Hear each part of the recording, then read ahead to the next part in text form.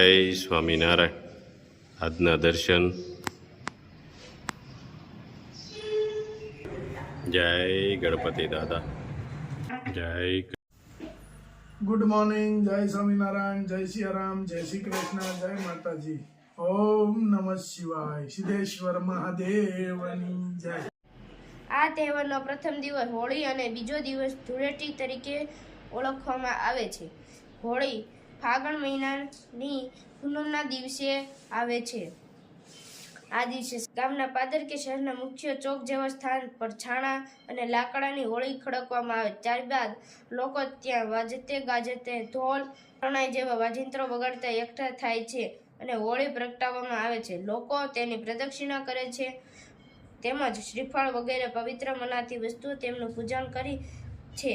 પ્રદક્ષિણા કરતી વખતે પાણી ઢોળી તેની પૂજા કરવામાં આવે છે. જાકે ભારતમાં વિવિધ પ્રાંતો અને સમુદાયો હોળીની ઉજવણી અલગ અલગ રીતો હોય છે, પરંતુ દરેક ભાવના એ જ હોય છે કે હોળી પ્રગટાવી અને આસુરોની નાશ કરવાનો, દેવી શક્તિઓનું સન્માન કરવું. હિન્દુ ધર્મના આને લગતી હોલિકા અને પ્રહલાદની કથા બહુ જાણીતી છે.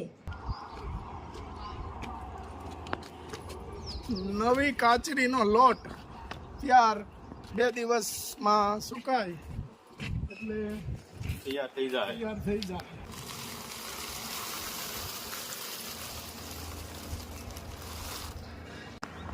નવી કાચરી આપણે આવી ગઈ છે, એકદમ મસ્ત ફ્રેશ માલ.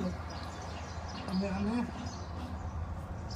ઓળો કરવાનો, એક એક કાસરી ફૂકાય એમ. હા, પોળી કરતી રહેવી પડે, ધીમા 2-3 ફેરું ફેરવવી પડે.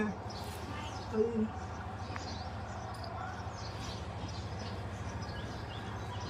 કાચરીનું કામ ચાલુ. અને કાચરી આપણે ગઈ છે ભરપૂર માત્રામાં. પાછી મગાવી પડી. પાછી સ્ટોક ખતમ થઈ ગયો, પાછી આવી.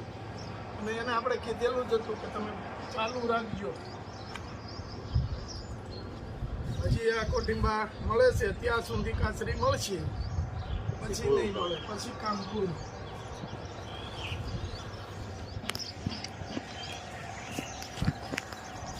જો મસ્ત કાચરી બની છે પણ આ ફેરે બહુ સરસ લેટેસ્ટ કાચરી બની છે.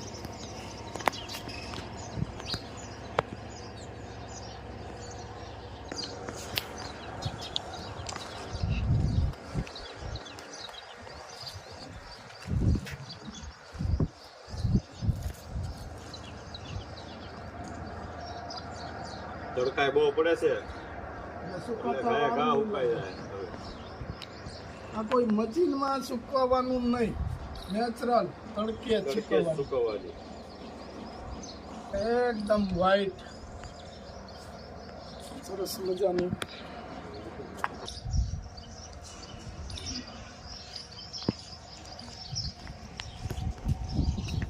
ઉકાઈ ગઈ છે. હવે 2 દીમાં કકડી જાય એવો પડે છે એટલે 2 દીમાં કકડી જવાની છે કાચરી. Complete. એના ઓર્ડર છે એ આપણે સોમવારથી પછી કાચરીના મસાલાના એ બધા એકારે નીકળી જાય. પાર્સલ એકારે નીકળશે, કારણ કે ધૂળેટીની 2 દિવસની રજા હોય છે. ત્યારબાદ શનિ રવિ આંબી જાય છે, એટલે સોમવારથી પાર્સલ બધા નીકળશે. સોમવારથી પાર્સલ સ્ટાર્ટ. શું છે? હોળી. શું લાવ્યો છો? કલર. કેવો લાવ્યો? બીજો બટોય લાવ્યો છો? બીજું શું લાવ્યો છો? હા, પછી એમ લાડા આવ્યા છે. પછી રોળવાના કોને? હિંમત દાદા ને. બીજા હું તો હામો રોળી નવડાવી દઉં.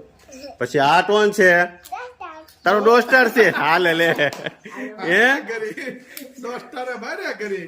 આ કોણ છે તારો? આ તારો દોસ્ટર છે. હા, તો પછી ઓલા ઢોચા બનાવો તો દોસ્તર ને કેવું પડે. પછી ભણવા કોણ જાય? રસોઈ કોણ કરે? પછી રસોઈ કોણ બનાવે છે? પછી રસોઈ કોણ બનાવે? કોણ બનાવે? રળિયાતના સ્કૂલેથી આવી જાય પછી બનાવશે ત્યાં સુધી નહીં બનાવે, ત્યાં સુધી નહીં બનાવે બધાને ભૂખ્યું રહેવાનું.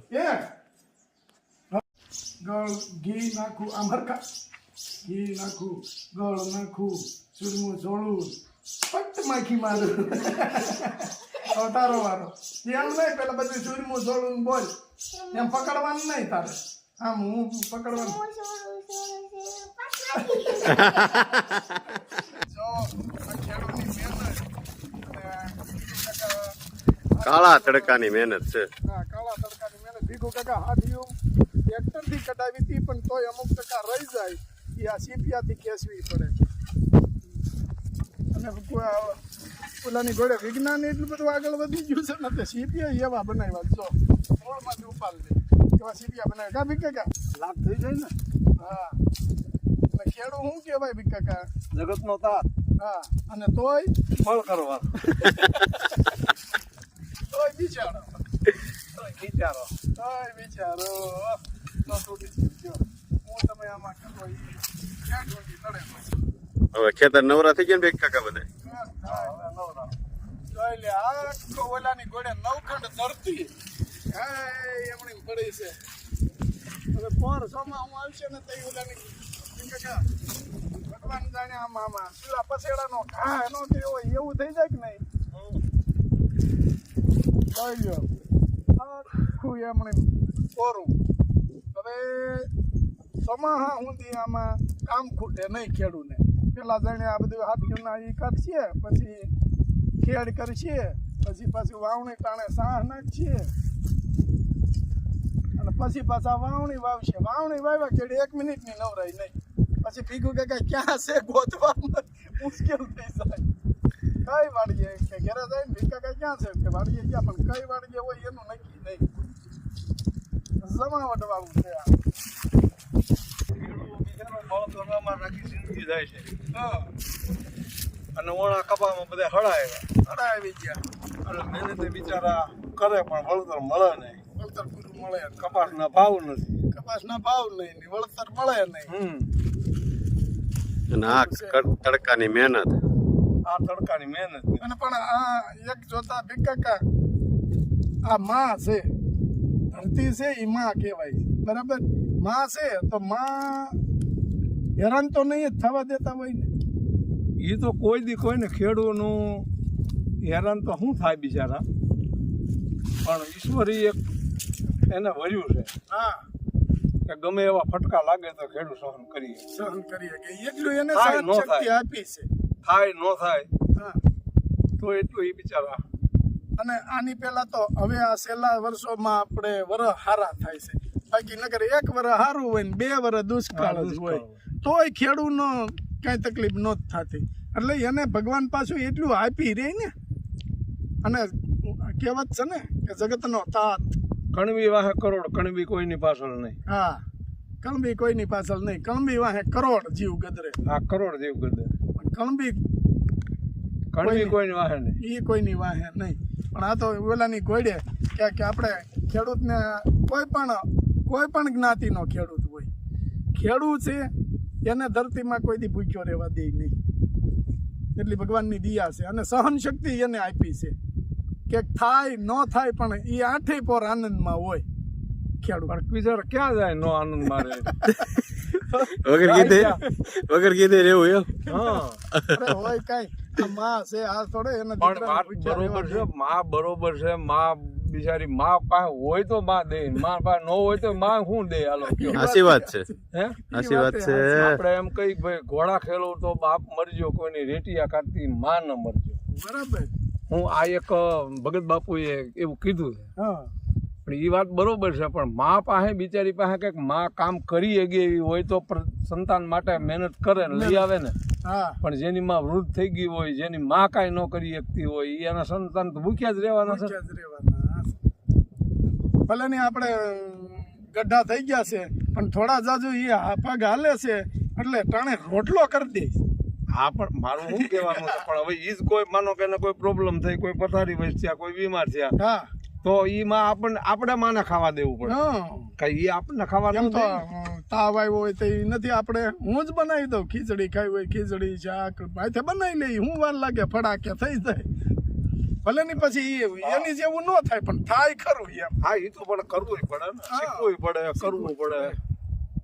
અને જોઈ લ્યો આ ખેડૂત આવા તડકાની મહેનત કરે છે ને એમાંય પાછા ભીખુ કાકા કરવી પડે ને ભીખુ કાકા કા ભીખુ કાકા નહીં સોંપવું બધાય ને મહેનત બધાને કરવી પડે જોજો સીપીઓ કેમ હાલે છે જો એ તો ખેંચી લે મૂળિયા હોતું હો હોતું ખેંચી. વાહ ભાઈ વાહ ભીખુ કાકા હાથી નીકળ્યા પેલા ભીખુ કાકા ઓલી બાજુ ગયા છે.